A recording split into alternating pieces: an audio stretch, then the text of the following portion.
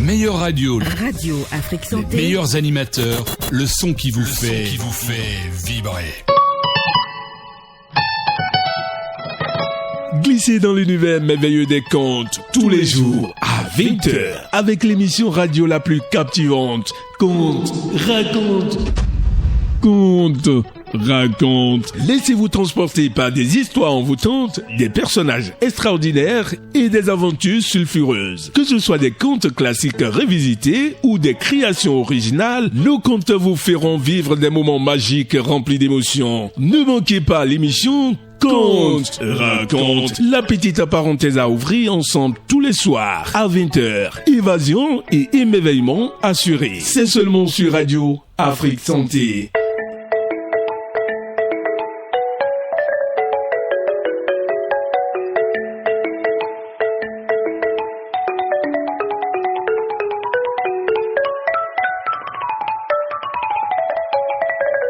Bonsoir amis frileux de contes, j'espère que vous avez passé une belle journée.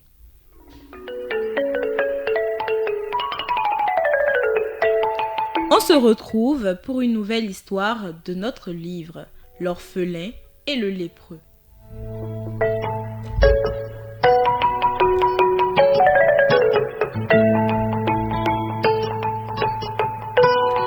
Il était une fois, dans un village à l'orée de la forêt, un orphelin du nom de Serhou. Son père était mort avant sa naissance et comme il commençait tout juste à faire ses premiers pas quand sa mère mourut, elle aussi. Aucune main apaisante ne lui caressait le front lorsqu'il était malade. Aucune voix tendre ne calma jamais ses pleurs. Aucun sourire affectueux ne vint jamais illuminer sa vie. Tous les jours, sa marâtre lui faisait effectuer toutes les tâches ménagères de la maison et d'innombrables courses. Jamais on ne lui permettait d'aller se coucher avant que tous les autres membres de la famille ne se soient endormis et que la nuit ne vibre des cris terrifiants des oiseaux de mauvais augure.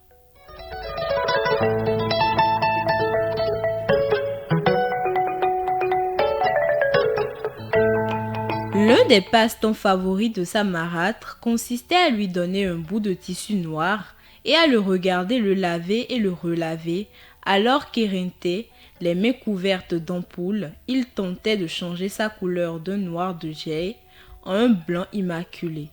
Rien cependant ne lui procurait un plus grand plaisir que de regarder l'orphelin de loin, lorsque haletant, trempé de sueur, tous les muscles tendus, il s'efforçait désespérément de remplir d'eau un panier d'oisiers.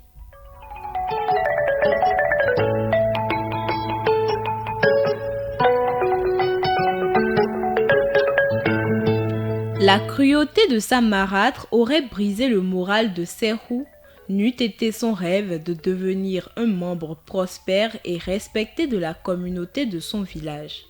Et chaque fois que ce rêve l'enveloppait de son cercle magique, son pas devenait léger et ses yeux s'illuminaient.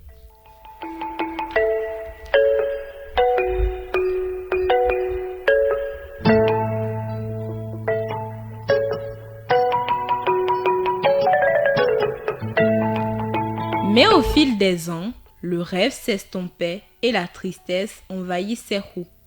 Quand il regardait autour de lui, il ne pouvait s'empêcher de remarquer l'étroitesse du chemin que le destin lui avait alloué et la beauté de la large route qui s'étendait devant tous les autres.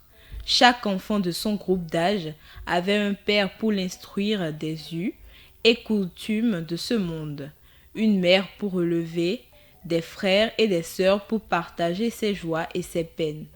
Tous, ils avaient une compagne et un vaste cercle d'amis pour leur donner la force quand ils en avaient besoin et leur insuffler de l'espoir aux heures où ils en manquaient le plus. Mais lui, il n'avait personne. Il était tout seul.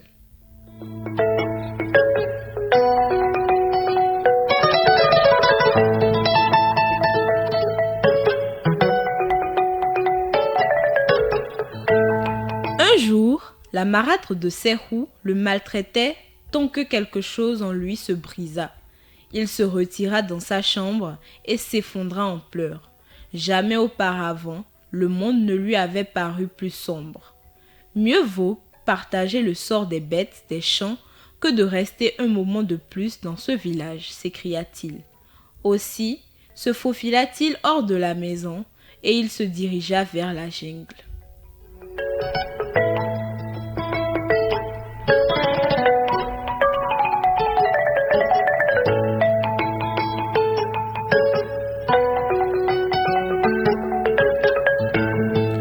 Comme Serhou arrivait à la périphérie du village, le doute et la peur l'envahirent. Tout d'un coup, il lui sembla que les arbres, les ombres qui glissaient sur l'herbe verte et les oiseaux qui traversaient le ciel clair et sans nuages se mettaient à chuchoter entre eux. Regardez l'orphelin fugitif, l'exclu qui se retire du monde. Où va-t-il se baigner? S'installer parmi les bêtes des champs, je suppose. Ce qu'il n'a pu trouver parmi ses semblables, il va le chercher dans cette nature sauvage.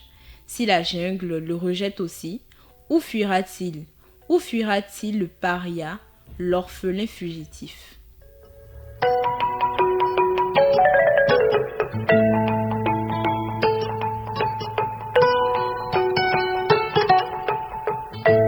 Serhou se boucha les oreilles et se mit à courir. Mais plus il courait vite, plus les chuchotements s'amplifiaient. Il fut submergé d'une vague d'apitoiement sur son sort et il eut brusquement envie de demander à la mort de l'emporter.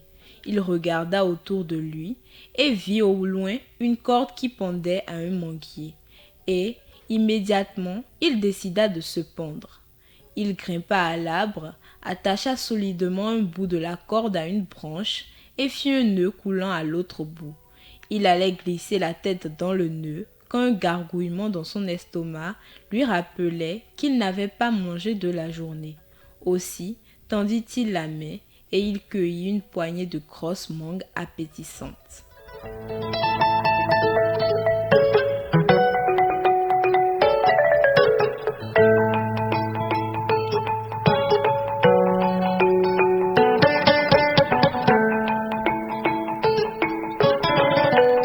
Lorsque Serhou fut rassasié, il jeta les mangues qui lui restaient. Il se glissait le nœud autour du cou, tout en se demandant comment les mangues pouvaient être si savoureuses, lorsqu'il aperçut un lépreux qui se traînait vers lui. Quel triste spectacle que ce lépreux! La maladie lui avait rongé profondément les orteils et les doigts en ne laissant que des moyons. Sa peau était tavelée de multiples plaies. Les yeux, cependant, démontaient le triomphe de la maladie sur son corps émacié. Ils étaient vifs et brillants et en perpétuel mouvement, comme si la vie, qui autrefois habitait ses orteils et ses doigts mutilés, s'y était réfugiée. Un sourire se dessina sur son visage grêle à la vue des mangues jetées par l'orphelin, et, sautillant, bondissant, il entonna une mélopée.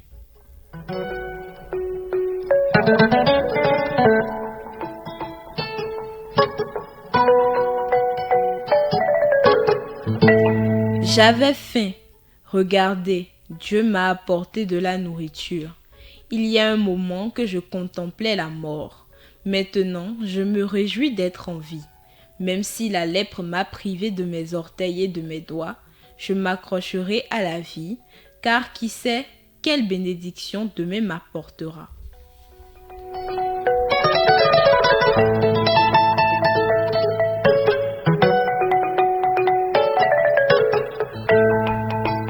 Plasmodiant ces paroles, le lépreux s'assit sous l'arbre et prit mangue sur mangue, les dégustant avec grand plaisir.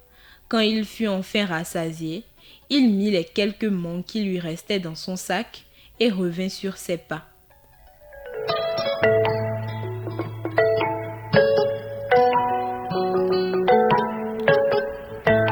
Serhou, qui s'était caché au milieu des branches de l'arbre, regarda le lépreux s'éloigner d'un pas fier, sifflotant comme s'il était l'homme le plus heureux du monde.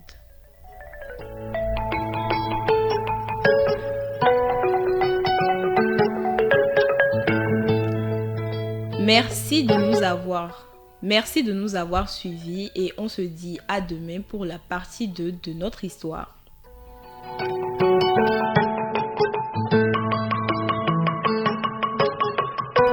Je suis Karma Cheke et à la technique, Parfait Afodéou m'a accompagné.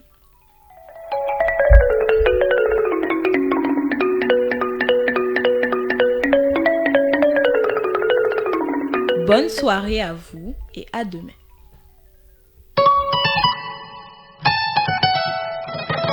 Glissez dans l'univers merveilleux des contes tous les jours à 20h avec l'émission radio la plus captivante. Conte,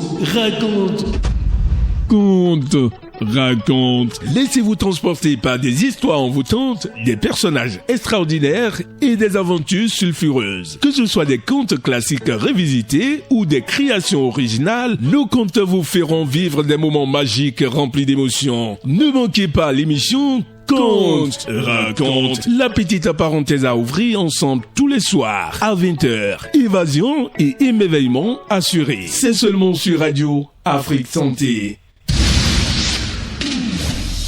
Radio Afrique Santé, partenaire des acteurs de la santé.